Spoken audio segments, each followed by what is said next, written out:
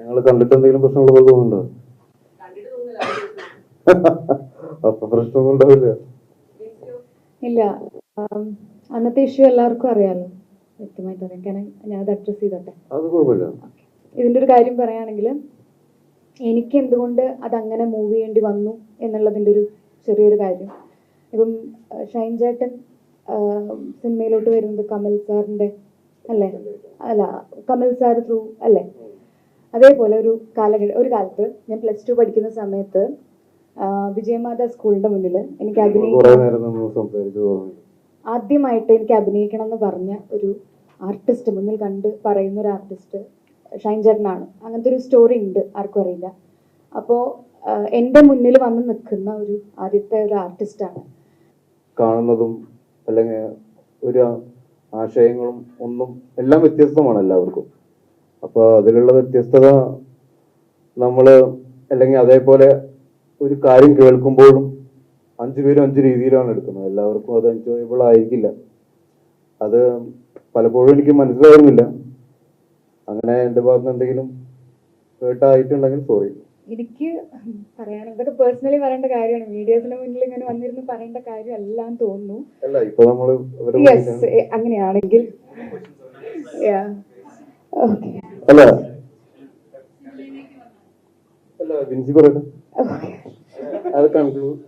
Let me conclude it if we both are okay.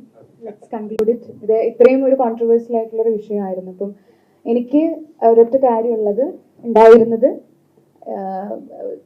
ഇപ്പം Q സ്റ്റുഡിയോയിൽ തന്നെ ചേട്ടൻ പറയുന്നുണ്ട്, കാര്യങ്ങൾ അഡ്മിറ്റ് ചെയ്യുന്നുണ്ട്.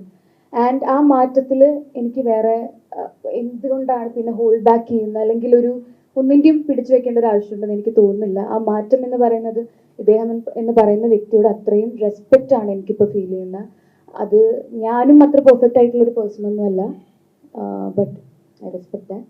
ആൻഡ് എനിക്കത് അത്ര എനിക്ക് പറയാനുള്ളൂ. അല്ല, ഞാൻ വിചാരിക്കുന്നത് എപ്പോഴും മാറ്റം ഉണ്ടാവേണ്ടത് നമ്മളിലാണ്, എന്നിൽ നിന്നാണ്, അല്ലെങ്കിൽ നമ്മളിൽ നിന്നാണ് മാറ്റങ്ങൾ ഉണ്ടാവേണ്ടത്. നമ്മൾ ക്ലിയർ ചെയ്തിട്ട് എന്തെങ്കിലും മുന്നോട്ട് പോകാനുണ്ടെങ്കിൽ അത് ക്ലിയർ ചെയ്ത് മുന്നോട്ട് പോകാൻ നമുക്ക് അവസരം തന്നിട്ടുണ്ട് ഈ ജീവിതത്തിൽ. ആ അവസരം കിട്ടുന്ന സമയത്ത് നമ്മളത് ഉപയോഗിക്കുക. ആൻഡ് ഈ ഒരു കോൺട്രവേഴ്സി കാരണം എനിക്ക് ഫാമിലിനെ കുറെ ഡ്രാഗ് ചെയ്തു എന്നുള്ളൊരു ഫീലിംഗ് എപ്പോഴും ഉണ്ട്. അതൊരു ഗിൽറ്റായിട്ട് എൻ്റെ മനസ്സിലുണ്ട്. എനിക്കത് ഒരിക്കലും ടേക്ക് ബാക്ക് ചെയ്യാൻ പറ്റില്ല. ഗിൽറ്റ് എപ്പോഴും ഉണ്ടാവും. അത് പ്രശ്നമൊന്നുമില്ല, അവർക്ക് പറഞ്ഞാൽ മനസ്സിലാവും. കാരണം അവർക്കും നമ്മളെപ്പോലെ അല്ലെങ്കിൽ പെൺമക്കളുള്ളതല്ലേ. അപ്പോൾ എന്താണ് ഒരു പെൺകുട്ടിക്ക് കേട്ടാവുന്നത്, എന്താണ് ഒരു ആൺകുട്ടിക്ക് കേട്ടാവുന്നത് എന്നുള്ളവർക്ക് മനസ്സിലാക്കാൻ പറ്റും. അതല്ല ഞാൻ പറഞ്ഞു, എനിക്ക് മാറ്റാൻ പറ്റുന്നത് എന്നെ മാത്രമാണ്, മറ്റുള്ളവരെ എനിക്ക് മാറ്റാൻ പറ്റില്ല. അപ്പൊ നമ്മൾക്ക് നമ്മളെ മാറ്റി മുന്നോട്ട് പോവാന്നുള്ളതാണ്. കാര്യങ്ങൾ നമ്മൾക്ക് എല്ലാവർക്കും പറഞ്ഞാലും പറയാതെയും മനസ്സിലാവേണ്ട ആൾക്കാരാണ് അല്ലേ.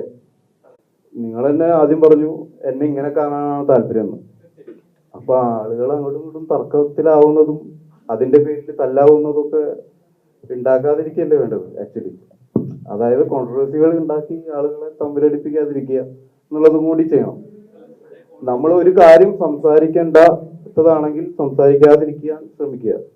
ചില കാര്യങ്ങൾ അടക്കി സംസാരിക്കേണ്ടതുണ്ട്, അല്ലെങ്കിൽ അത് ചിലപ്പോൾ വരും തലമുറയ്ക്ക് പോലും കൺഫ്യൂഷൻസ് ഉണ്ടാകും ഇങ്ങനത്തെ സംസാരങ്ങൾ.